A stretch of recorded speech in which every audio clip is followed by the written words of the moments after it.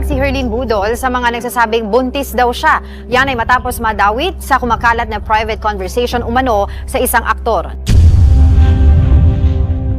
Malma na ang aktres na si Bianca Manalo kasunod ng pagkakaugnay sa kanya sa aktor na si Rob Gomez.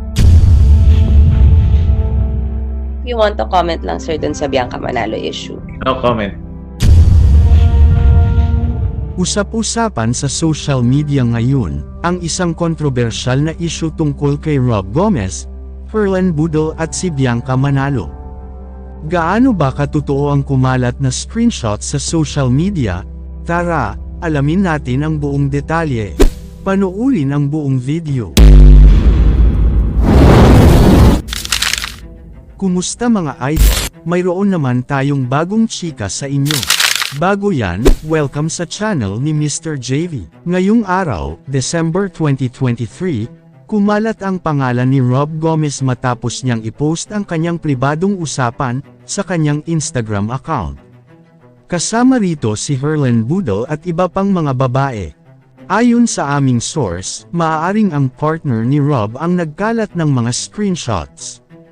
Maraming netizens ang nagbigay pansin sa mga usapan ni Herlene at Rob. Saad ng isang netizens, kung nawawala yung phone, ibig sabihin legit yung convo, OMG. Magkasalo sila sa isang lalaki.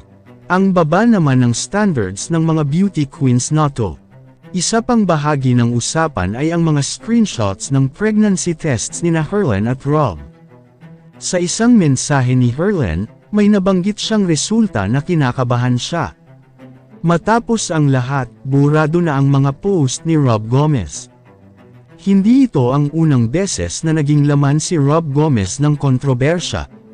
Balikan natin ang ilang nagdaang isyu tungkol sa kanya.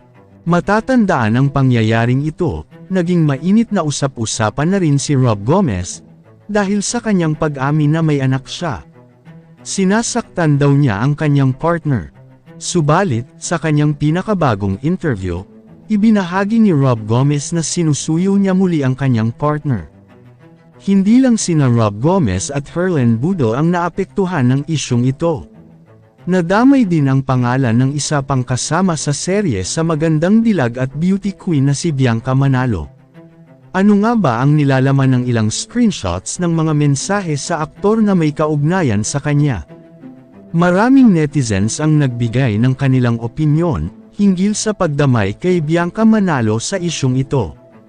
Ano kaya ang mga reaksyon ng tao sa social media patungkol sa kumakalat na screenshots? Tigang na tigang si Bianca A. Mukhang di maganda ang performance ni Senator A.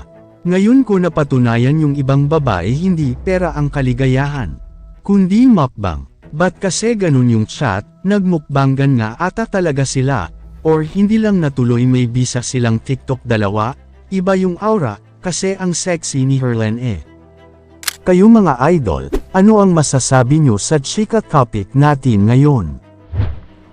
At syempre bago tayo magtapos sa ating video, ay inaanyayahan ko kayo na mag-like sa ating Facebook at mag-subscribe na rin sa YouTube.